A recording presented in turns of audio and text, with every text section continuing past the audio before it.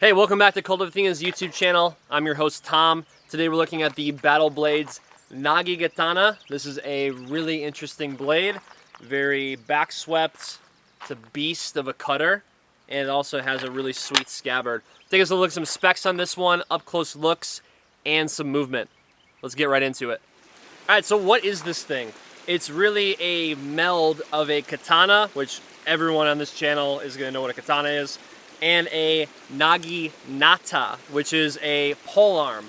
So normally this thing would be on a pole, which is really a hybrid type of blade that Battle Blades is offering. That's why we have this two-handed grip, because normally this thing would be on a huge pole and you would have this long of a blade for a pole arm, whether that would be mounted or if you were on foot. But either way, this is traditionally a pole arm, but it's been adjusted in order to create something that you can train with and a little bit more feasible for putting on a sword stand. Nagi-gatana as the pole arm is going to be a little bit more challenging to put on a sword stand. So that's what this thing is. So it's got super powerful cuts.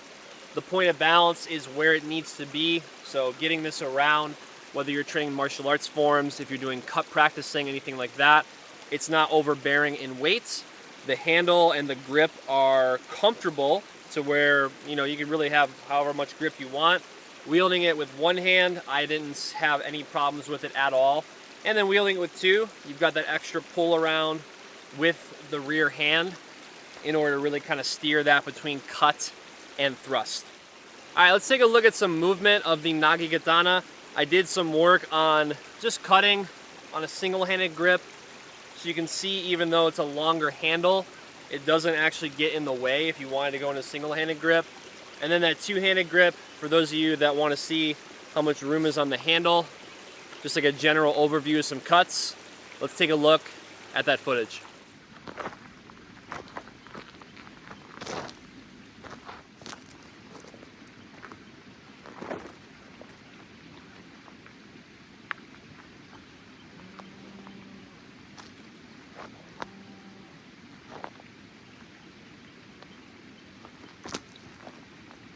So why potentially pick this one up other than a katana? I would say if you want something a little bit different, maybe you already have katanas in your collection and you want a blade that's a little bit longer, a little bit more of a hybrid kind of versatile blade for your collection, whether that's for forms, cut practice, or even your own sword collection.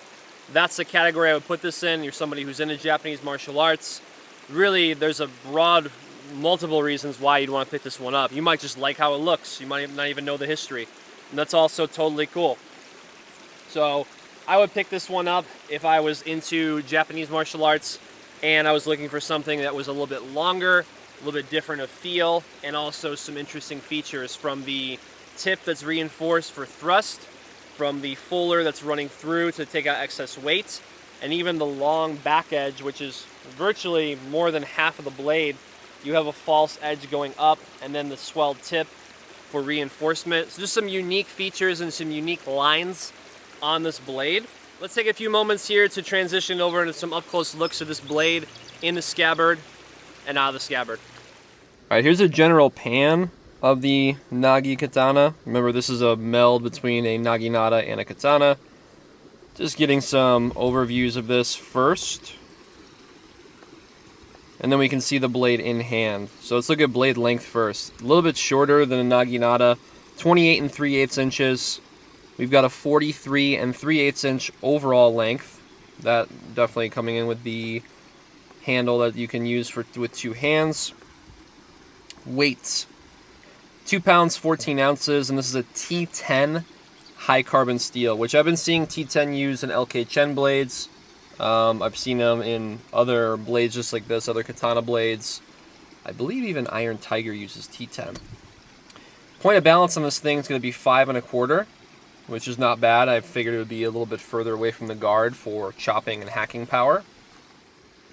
Transitioning over to the scabbard, we're going to see this is a hardwood scabbard. They're not super clear on what kind of wood it is, but I will tell you it kind of looks like a Bahi wood. You can see the wrap on it. Drawing it in and out is really nice because the way it's milled out is custom to each blade. You can see just a little bit closer look in the sun with the wood grain. Transitioning over to the handle, this thing is a beast. 13 5/8 inches of handle length, which is going to improve the torque on cutting and overall cutting performance and power. We're looking at the actual handle itself as well. This is a genuine race skin with bamboo pins, and it's also a silk that it's wrapped with, silk wrap. Another look at it, just an overview. Again, big blade, Nagi-gatana inspired. Alright, thanks for joining me for this review of the Battle Blades Nagi-gatana. It's a really interesting blade. Longer handle on it for those of you that like a two-handed grip.